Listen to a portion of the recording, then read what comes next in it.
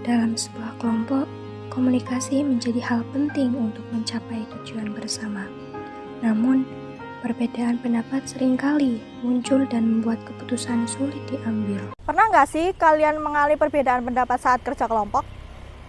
Atau bingung menentukan keputusan karena semua orang punya ide berbeda? Nah, hal seperti itu sudah biasa terjadi dalam komunikasi kelompok.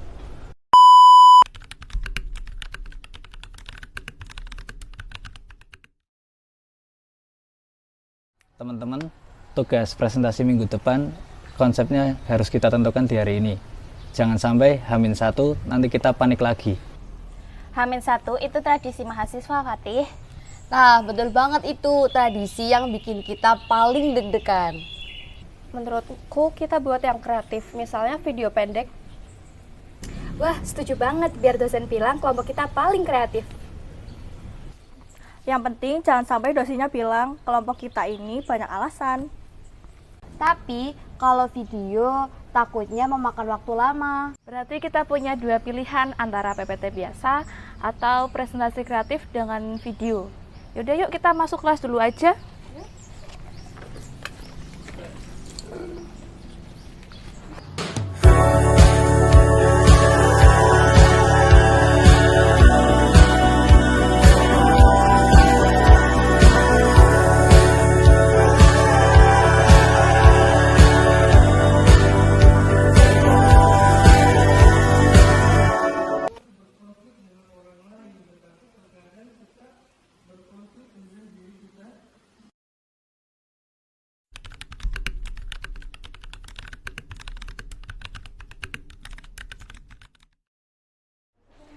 Teman-teman udah pada kumpul belum ya?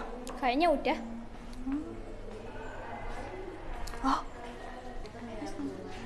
Oh, itu teman-teman udah pada kumpul. Hai. Ayo kita lanjut bahas lagi. Kita realistis aja, PPT biasa itu lebih cepat. Tapi kalau terlalu biasa, presentasi kita bakal kalah menarik sama kelompok lain. Yang penting kan isi materinya bagus. Penampilan juga penting. Isi, Penampilan. isi, Penampilan. isi, Penampilan. isi. Bentar-bentar. Ini diskusi atau debat calon presiden sih? Sudah, jangan sampai tugasnya kita belum selesai, malah persahabatan kita yang selesai. Betul itu, semua pendapat itu bagus, tinggal kita cari jalan tengahnya aja. Nah, benar itu, dalam komunikasi kelompok, semua anggota itu harus diberi kesempatan untuk berbicara. Aku pilih video deh. Aku kan dari kecil udah biasa acting. Emang pernah main film? Belum sih, paling depan kaca doang. Itu mah bukan acting, itu mah overthinking.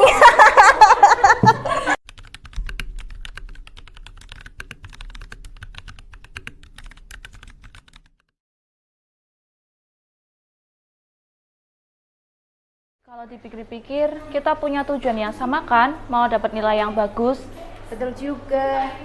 Aku sebenarnya nggak maksa bikin video panjang, yang penting ada presentasi yang menarik.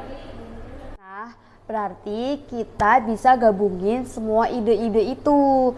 Jadi kita tetap ada PPT, tapi ditambahin sama video singkat. Itu bisa jadi solusi tengah. Nah, setuju. Jadi tetap kreatif, tapi nggak terlalu makan waktu. Ini baru namanya komunikasi. Awalnya berbeda pendapat, akhirnya kita menemukan solusi. Oke, kalau begitu kita voting aja. Siapa yang setuju menggunakan PPT dan video pendek? Berarti keputusannya, kelompok kita akan menggunakan PPT dan video pendek. Nah, ini baru contoh keputusannya diambil secara musyawarah bersama. Untung kita ngobrol baik-baik. Iya, kalau kelompok lain mungkin udah pada keluar grup. Atau enggak, nanti kelompok kita jadi saya pasrah. Dari diskusi tersebut dapat dipahami pentingnya komunikasi dan pengambilan keputusan dalam kelompok. Nah, teman-teman, dari cerita tadi kita bisa lihat komunikasi kelompok itu penting. Karena tanpa komunikasi yang baik, perbedaan pendapat bisa menjadi konflik. Nah, sebaliknya, kalau saling mendengarkan, perbedaan akan menghasilkan ide yang lebih baik. Dan keputusan yang diambil bersama biasanya lebih mudah diterima oleh semua anggota. Komunikasi kelompok adalah proses penyampaian informasi antar anggota untuk mencapai tujuan bersama. Nah, komunikasi yang baik itu ditandai dengan sikap saling menghargai dan saling mendengarkan. Sedangkan pengambilan keputusan kelompok ialah proses menentukan pilihan terbaik dari hasil diskusi. Dengan komunikasi yang baik, akan membantu kelompok menyelesaikan masalah dan mencapai keputusan terbaik. Walaupun pendapat kita berbeda-beda, Tujuan kita tetap sama. Apa itu? Nilai A. Yang paling penting itu kita harus belajar bekerja sama dan menghargai pendapat orang lain. Karena komunikasi yang baik itu bukan siapa yang paling benar. Tetapi bagaimana menentukan solusi terbaik bersama? We keep this love in a photograph. We made these memories for ourselves, where our eyes are never closing, our hearts are never broken, and time's forever frozen still.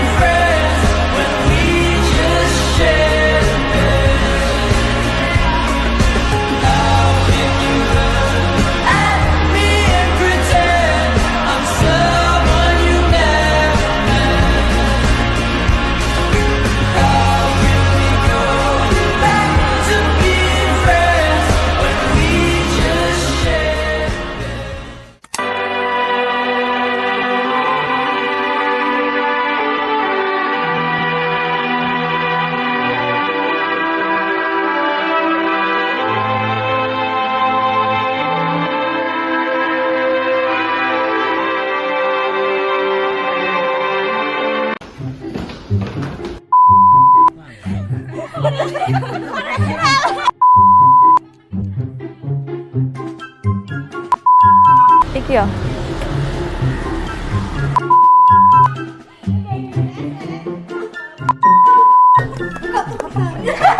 Enggak apa-apa. Komunikasi orang-orang beda.